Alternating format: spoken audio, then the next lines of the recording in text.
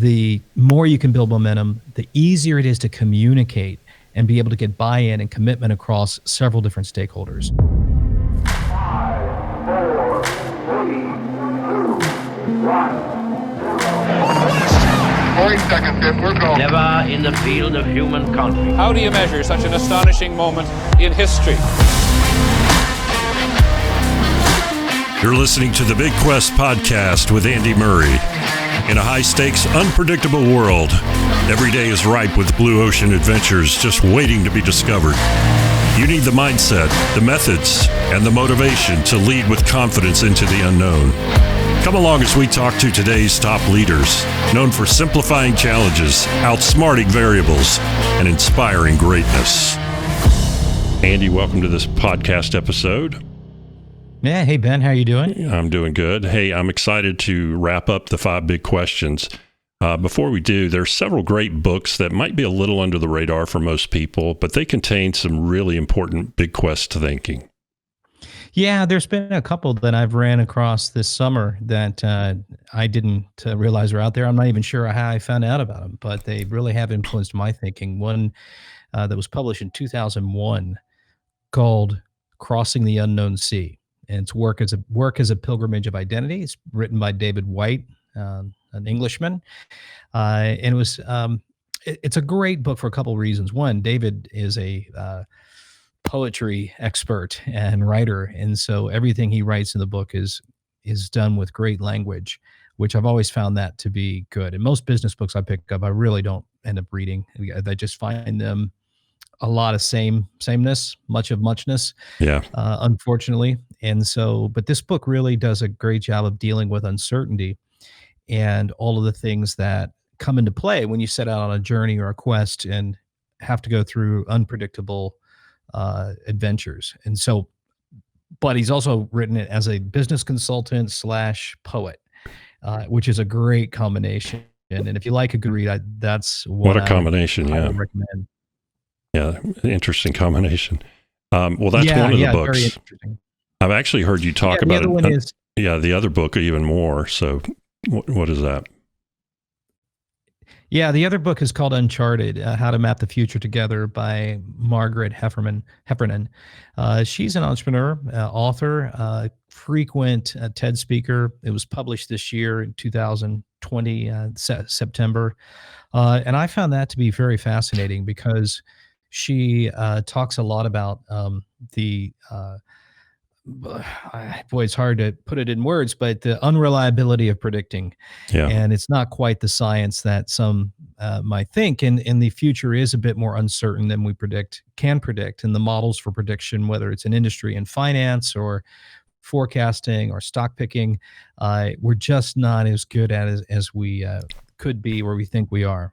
So that's a 2-1. And one of her stories in there talks about how if you were to pick down the line Kramer's top picks for stocks, you would be most likely broken about 3 months. So even the best stock pickers it's pretty dicey in terms of how to predict the future. Yet we put so much into certainty and putting so much into being able to predict the future. And when you really get into the science behind it, it's not as predictable as we think. Yeah. And I even remember back, in school coming up, people talking about mega trends and things like that. Mm-hmm. And this idea of uncertainty really is taking hold, not only in the day-to-day life, but it's really showing up in terms of leading organizations or leading teams. Leadership is really shifting to embrace the idea that we can't know the future. Yeah, it absolutely is. It absolutely is. And I think COVID's only exacerbated that in spades. Yeah. Change is here to stay. Well, the nature of these next 2 questions. So if you've been with us on the podcast, we've been working through the 5 big questions that really help you frame up a big quest when you start. We are covering the final 2 because the nature of these next 2 questions enables us to cover both on today's episode, on one episode, doesn't it? But that doesn't mean they're any less important. No, not at all. It's just they're easy to understand and easy to get to. And I think It may be harder to do at times, but as Mark Twain said in the overused quote, if I had more time, I made it shorter. This is our attempt to making it shorter so that you can grasp it and get on with it. But the first one is around making sure you have a real clarity around the single most important measure. Now, measures is something that we don't really like to talk about, but today's business demands it. And being able to understand how are we going to measure progress is just table stakes in trying to get financing or doing anything in the business world today. You have to have some understanding of where are you going to go and how you're going to get there and how you're going to measure it. And so that's why I feel like it's important to elevate measurement up to the same level as the other big questions, because the biggest thing you can do wrong, I think, in a quest is leave it to chance or leave it to someone else's narrative for them to describe how they're going to measure you, because it will happen. The question is, do you want to get in front of it and help write the narrative, or do you want to be done to by someone their description of how they're going to measure you? So those are two different things. Yeah, well, I noticed that when this idea of measure comes up, there's a tendency as a project moves forward and an initiative unfolds to start measuring everything that you think of. And what I notice about the focus of the bigQUEST is that it's focusing on the single biggest measure. Why is it so important to have a single measure that you track? Well, it's important because you can't really measure everything. And if you put too many measures in there, you get a bit of a snow blindness to what's important. And you want to find a measure that actually will help drive action. And when you get too many measures in there, you end up in a space where it's not really clear what to focus on that's going to drive the biggest action. And it gives you quite a number of outs. And I remember from my marketing days, we had loads of measures, too many measures, and we constantly struggled with paring those back because it's easy to add more. And if you don't like what your consistency measure is telling you on brand consistency, you pick cut through, because that means you cut through with something fresh and new. But there's always a measure there you can pick out that will tell you you're doing a good job, when in truth, you may not for sure know if you are, because you've got too many of them. So I think it's really important to start with one. You will probably, over the course of a quest, add more. So don't add them from the start, because they're not really relevant to driving the decision that you have to go. So it's important to do that. And I realize that it's probably also the most difficult thing to do, because anymore, getting back to the kind of world we live in with uncertainty and outcomes, and we'll talk more about right brain thinking, we're also after this area of empathy and showing empathy, having empathy, being empathetic. That is the business buzzword today. How do you measure that? And when you're also working on an outcome that changes the lives of a customer, well, you're also looking for how do they feel about that outcome. So when you start measuring things like feeling, or you need to try to understand, did that make people happy? Did they make the customer happy? We're not really good at having metrics that you can put into spreadsheets that measure the effect of an emotional change. We can see behavioral changes, but it's harder to do that. So it does make the difficulty of dive, I won't kid you, a lot more difficult. Picasso once been quoted as saying, everyone wants to understand art. Why not try to understand the song of a bird? You don't have to understand a bird to love its song. And you start measuring emotions. Like, how do you measure love? How much do you love your child? Well, that's a pretty difficult thing to put a quantitative measure on. So what we're dealing with is moving into a world where human emotion, human design is getting to be more top of mind. And yet the way to measure that is increasingly elusive. So it is a tough thing to do. And if you could get a measure that I like to use, which it has its downsides, is Net Promoter Score, which gets down to the most fundamental question was that experience good enough that I'd want to tell somebody about it or recommend it to my friend? And that has built into it some level of emotional satisfaction that you can measure. And if you're in the content space or publishing, I always like to look at and say, it's not how many likes you get, it's how many shares you get. Because if it's content working, that's a whole different level of an indicator for emotion than it is just how many likes you end up getting. Yeah, that's great. And you're not saying don't measure a whole bunch of things. You're just saying identify what is the single most important measure that tracks your success. And I like the way that ties back to the outcome and the problem. There's this singularity that runs through all these 5 questions. Oh yeah. Yeah. No, the whole exercise here and the magic behind it is to keep it single. There's many chances to complicate things. Life's complicated as it is. We don't need to overcomplicate it. And the simpler, cleaner you can tie this thread through problem, outcome, the measurement, the barrier, and what we're going to get to next, the more you can build momentum, the easier it is to communicate and be able to get buy-in and commitment across several different stakeholders. And so it's a really important point to try to keep it as single as possible. The Big Quest Podcast with Andy Murray will return right after this break.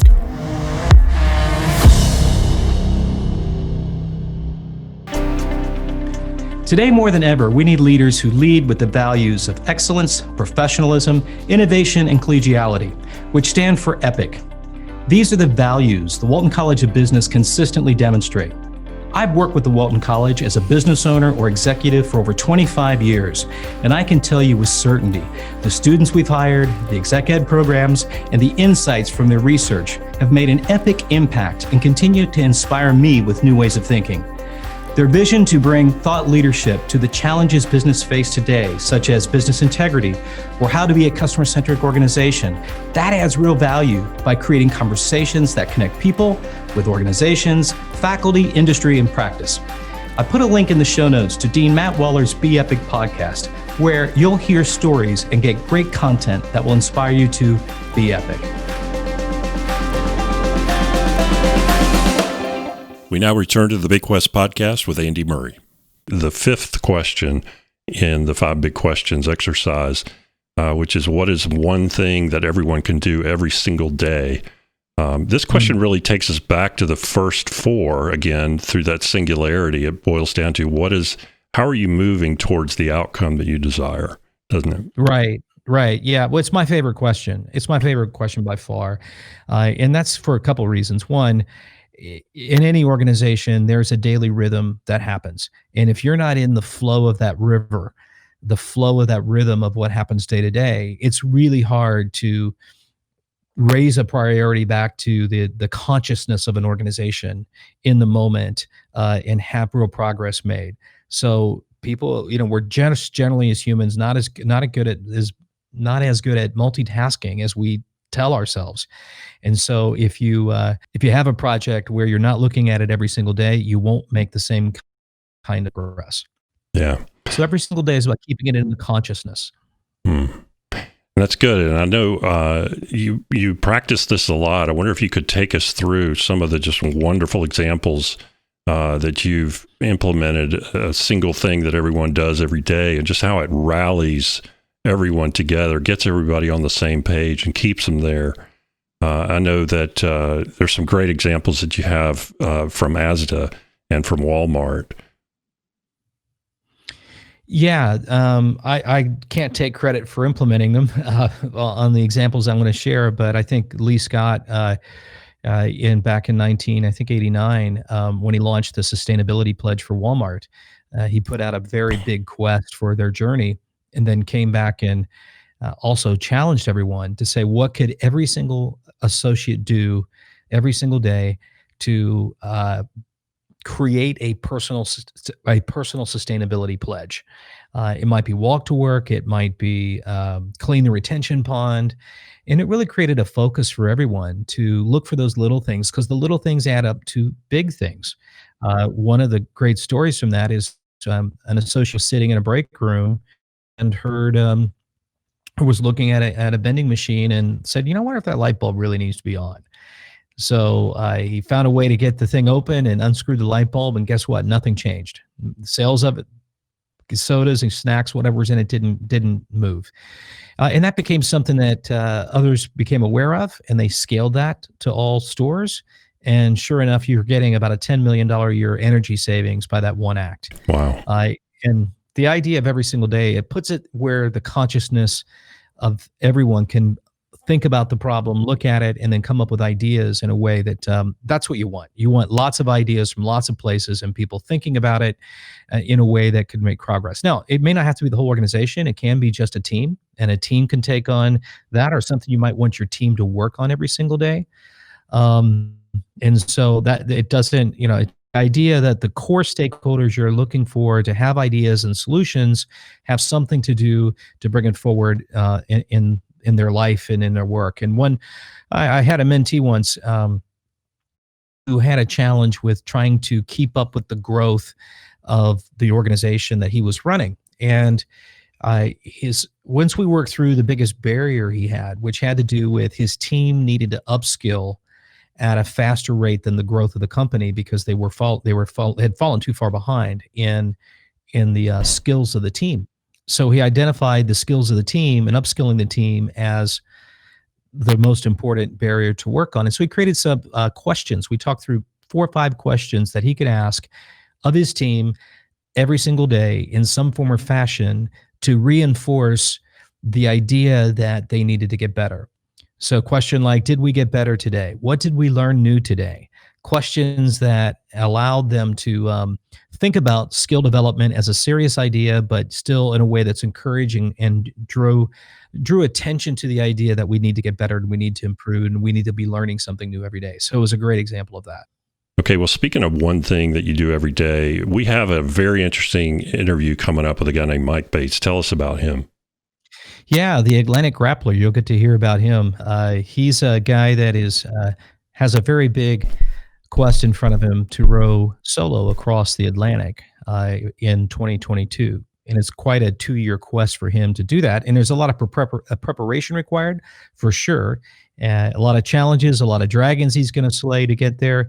And we're catching him probably a quarter of the way through this particular journey. And one thing that strikes me about what Mike's doing is how he has to commit every single day to what will end up being a 3-year type journey.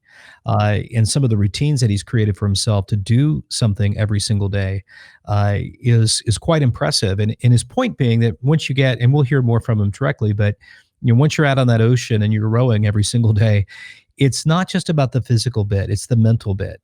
And what every single day does for him is create a mental stamina and resilience to thinking about where he's trying to go with this quest and how he needs to be thinking about it every single day. It'll take him through the problems and do that mind training now. And that's why I think it's so important to do that. And, one of the things I've seen, Ben, that is showing up quite a bit is this desperate need for more right brain thinking. And right brain thinking, and we'll have a chance to talk more about this in future episodes, but right brain thinking is something that's needed when there's a lot of uncertainty, when you don't have all the answers and you're looking for something new. And something new is not going to come from something you've just done in the past. But to have that kind of skill to think new and think different, it requires an exercise of the mind. And you have to exercise and build that mind. And I've noticed with COVID that there was a thinking going in the early days. Gosh, I'm going to finally get a chance to think. I don't like being in lockdown, but now I'm going to go do this new thing with my life, or I'm going to, great chance to explore a new hobby, learn to paint. And for so many people, nothing happens. And the reason for that, one of the main reasons for that is you can't just start from scratch your right brain thinking and take it up to full speed to match how well you exercise the left brain. So for me, I think it's really important to have daily exercises where you continue to build that muscle so that you can exercise a right brain at full strength whenever you need it, versus only looking at it as something that's accessible during a downtime. Because when you get to that downtime and you haven't exercised that brain, the right side of your brain, it's not going to be strong enough. And you'll sit there wondering, what do I do with this time?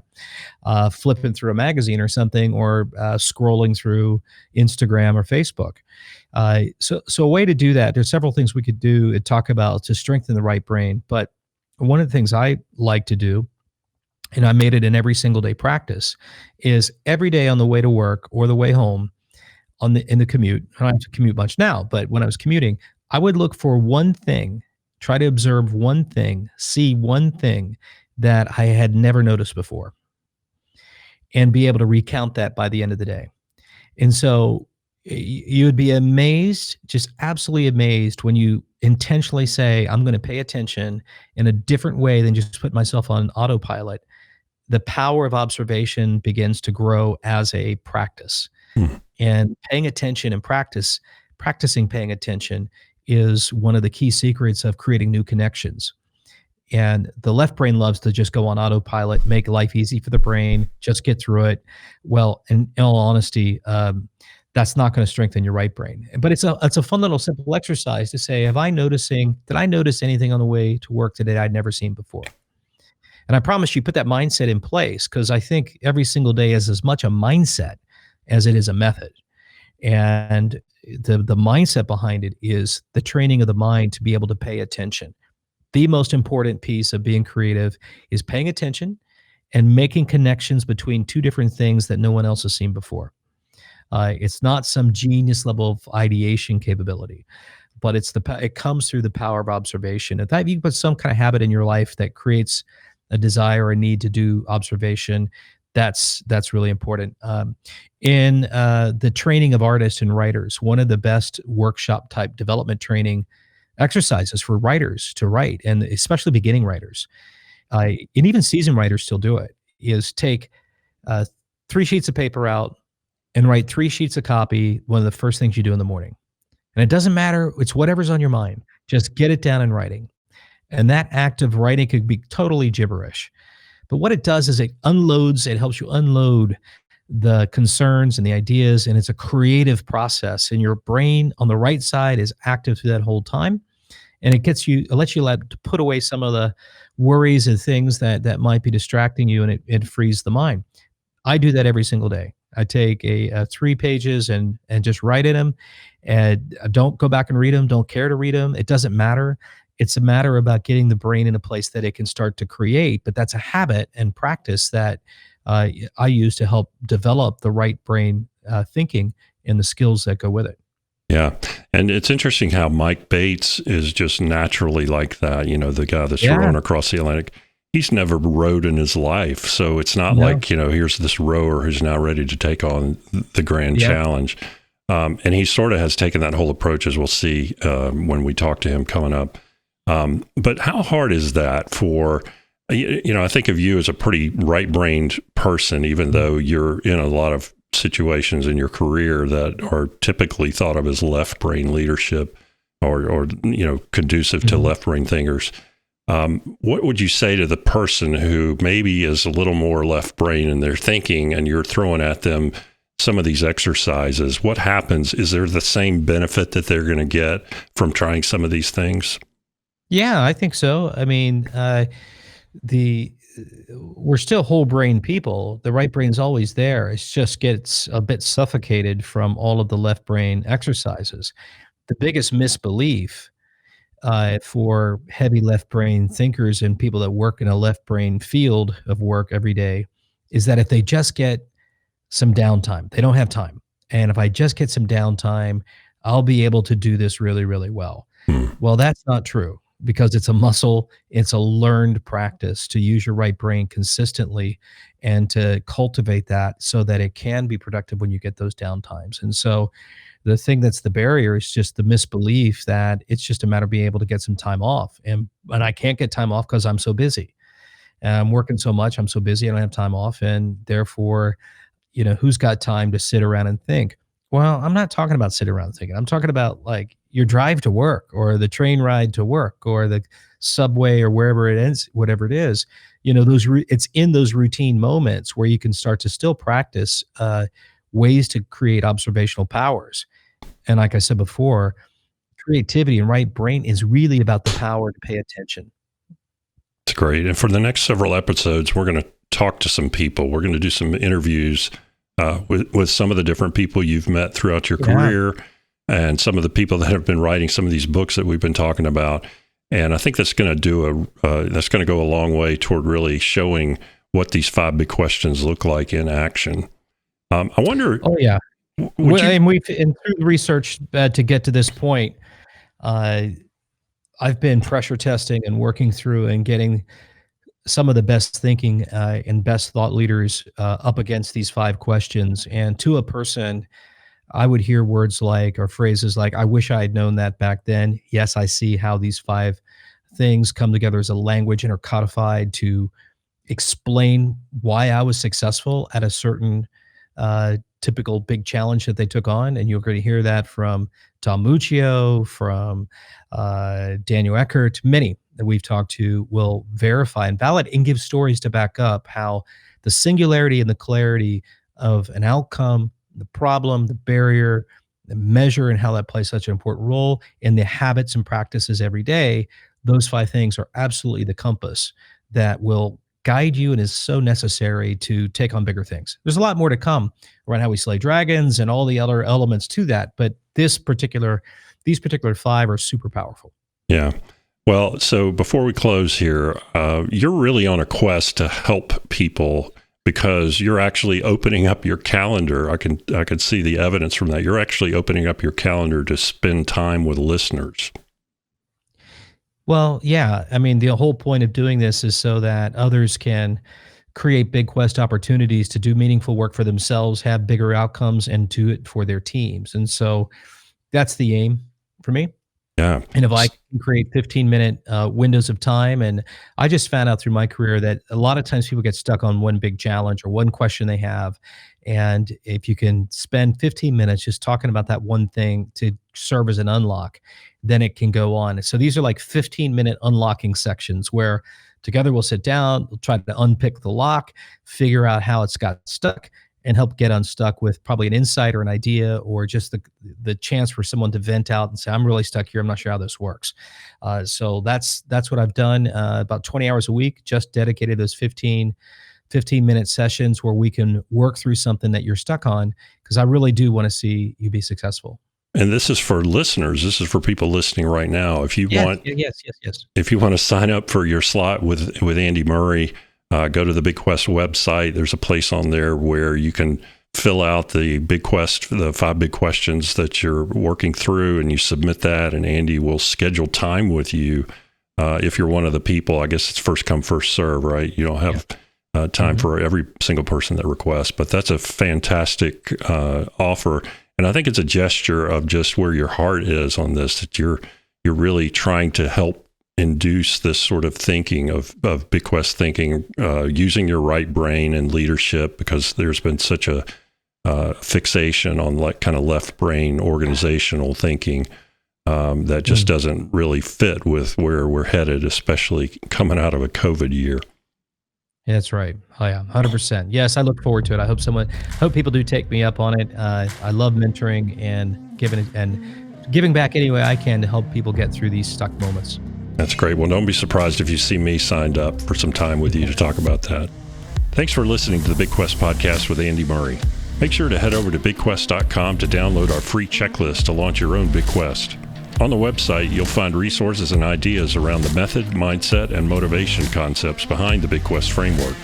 If you like this episode, make sure to subscribe and leave a comment. We'd love to hear what resonated with you today. And if you want to share this podcast, we're available on Apple Podcasts, Stitcher Radio, Spotify, Google Play, and anywhere you listen to audio. Our goal with this podcast is to help passionate leaders think differently and make meaningful change. Be sure to subscribe so you'll be notified when the next episode goes live. Until next time, I'm Ben Ortlip here with Andy Murray, reminding you to think big and quest on.